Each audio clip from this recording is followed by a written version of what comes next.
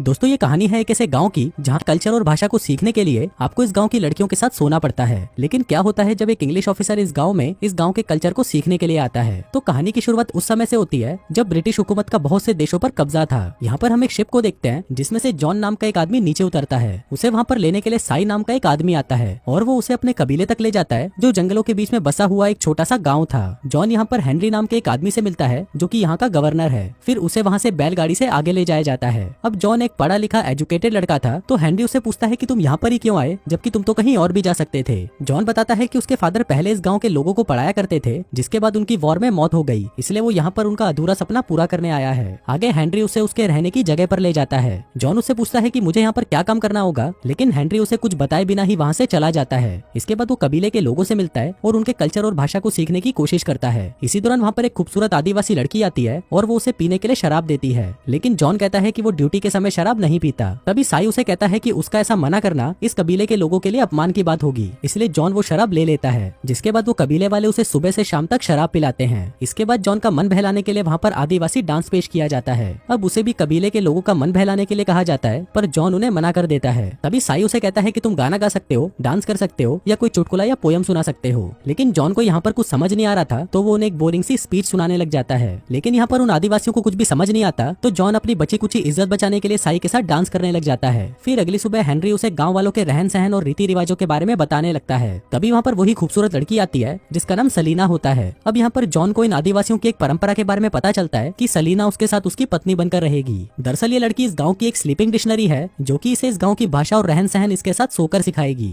Henry उसे बताता है कि सलीना ने तुम्हें खुद चुना है और तुम ब्रिटिश गवर्नमेंट के कॉन्ट्रैक्ट के हिसाब से अगले 3 सालों तक शादी नहीं कर सकते, इसलिए तुम इतने सालों में यहाँ पर अकेले पड़ जाओगे। अब बेहतर तो यही रहेगा कि तुम्हें ये ऑफर मान लेना चाहिए। लेकिन जॉन उन्हें मना कर देता है और कहता है कि सलीना उसके साथ सोए बिना भी उसको भाषा और कल्चर सिखा सकती है। लेकिन आखिर में डिसीजन ये लिया जाता है कि जॉन को हेनरी की बात माननी पड़ती है और उसी दिन से सलीना उसके साथ उसके घर पर रहने लगती है। लेकिन अब साथ रहने के बाद भी जॉन उसे छूता तक नहीं। अब ये सारी चीज उनका बावर्ची भी देखा करता था और उसे लगता था कि जॉन को लड़के पसंद है, इसलिए वो अगले दिन जॉन के लिए एक लड़का लेकर आता है और उसे कहता है कि आज रात तुम इसके साथ सो जाना। अब ये देखकर जॉन घबरा जाता है और उस पर गुस्सा करने लगता है। वहीं सलीना भी ये सब देख रही होती है और वो भी गुस्सा होकर वहाँ से चली जाती है। सुबह होते ही जब जॉन बाहर आता है तो वो देखता है कि सलीना तो पूरी रात उसके घर के नीचे सोई हुई थी। फिर बावर्ची बताता है कि अब वो अपने घर वापस नहीं जा सकती क्योंकि लोगों को ऐसा लगेगा कि तुम उसके साथ इसलिए नहीं सोए क्योंकि वो बदसूरत है। अब जॉन उसे प्यार से समझाते हुए कहता है कि मैं तुमको पसंद तो करता हूँ, लेकिन मैं तुम्हारे साथ सो नहीं सकता क्योंकि मेरा मन ऐसा करने के लिए मान नहीं रहा, लेकिन मैं ये प्रॉमिस करता हूँ कि मैं तुम्हारे साथ सोने की कोशिश जरूर करूंगा। फिर उसी रात सलीना उसे गाँव की भाषा सिखाने लगती है, लेकिन अभी भी वो उसके साथ नहीं सोता। फिर एक दिन सलीना उसे पूछती है कि क्या तुम कभी किसी के साथ इंटीमेट हुए हो, जिस पर जॉन कहता है कि नहीं, और मैं ये तब तक नहीं करूंगा जब तक मेरी शादी ना हो जाए। सलीना कहती है कि फिर तो शादी के बाद तुम अपनी पत्नी को खुश नहीं कर पाओगे क्योंकि तुम्हें इसकी प्रैक्टिस नहीं होगी। अब इससे तुम्हारी वाइफ तुमसे नाखुश रहेगी और किसी और आदमी के साथ अफेयर कर लेगी। अब उसकी ये बात सुनकर जॉन को हंसी आ जाती है। फिर अगले दिन से जॉन उनके गाँव वालों से घुलने मिलने लगता है और उनके साथ उनके लोकल गेम्स भी खेलने लगता है। इसी के साथ रात को वो सलीना से उसकी भाषा सीखता है। यहाँ पर जॉन उसे अंग्रेजी बोलना सिखाता है और वो उसे अपनी भाषा सिखाती है।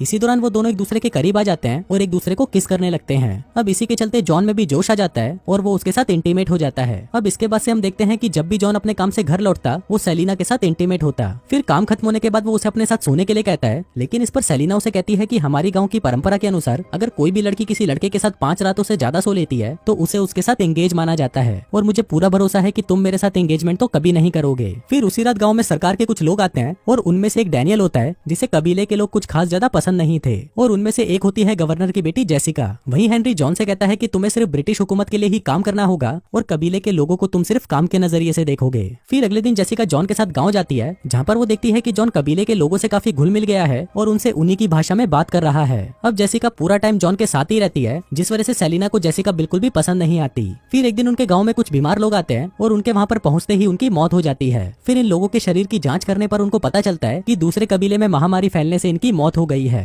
फिर रात को जॉन सेलिना से अपने बिहेवियर के लिए माफी मांगता है। वो कहता है कि हम दोनों के बीच में कुछ तो स्पेशल है, जिस पर सेलिना उसे कहती है कि हम सिर्फ इंटीमेट होते हैं और इसके अलावा हमारे बीच में कुछ भी नहीं है। जिसके बाद वो अपनी टांगे खोलकर वहाँ पर बैठ जाती है और उसे कहती है कि तुम्हें जो करना है कर लो क्योंकि तुम इसके अलावा और कुछ कर भी नहीं सकते। अभी सुनकर जॉन को गुस्सा आ जाता है और वो वहाँ से चला जाता है। फिर अगले दिन कुछ लोग दूसरे गाँव की तरफ निकल जाते हैं जहाँ पहुंचकर वो देखते हैं कि चारों तरफ लाशें बिखरी हुई हैं। अब जॉन ये सब कुछ देखकर समझ जाता है कि ये कोई महामारी नहीं है, पर तभी उन पर कोई गोली से फायर करता है। अब साई और जॉन उसका पीछा करते हुए एक जगह पर पहुंचते हैं जहाँ पर वो देखते हैं कि कुछ व्हाइट लोग यहाँ पर चांदी की माइनिंग कर रहे थे। इसके साथ ही इन्हें ये भी पता चलता है कि इस गाँव के लोग चावल की खेती नहीं करते थे और वो चावल इन गोरे लोगों से लेते थे, लेकिन ये लोग उनको चावल में जहर मिला के दिया करते थे ताकि सभी कबीले वाले मर जाएं और माइनिंग वाली बात किसी को पता न चले। अब जॉन ये बात उन सब गाँव वालों को बता देता है, जिसके बाद गाँव वाले उन गोरे लोगों पर हमला करके उन्हें मार डालते हैं और उनकी जान बचाने के लिए जॉन का धन्यवाद करते हैं। अब इसके बाद जॉन सेलिना को शादी के लिए प्रपोज करता है, लेकिन सेलिना को ये डर था कि ब्रिटिश लोग उसकी शादी नहीं होने देंगे और न ही वो इस रिश्ते को मानेंगे। जॉन उसे कहता है कि तुम इस बात की चिंता मत करो, वो हमारे लोग हैं और मैं उन्हें मना लूंगा। लेकिन जॉन जब ये बात हेनरी को बताता है तो हेनरी उस पर गुस्सा करने लगता है और कहता है कि अगर तुमने सेलिना को नहीं छोड़ा तो तुम्हें 10 साल की जेल हो जाएगी।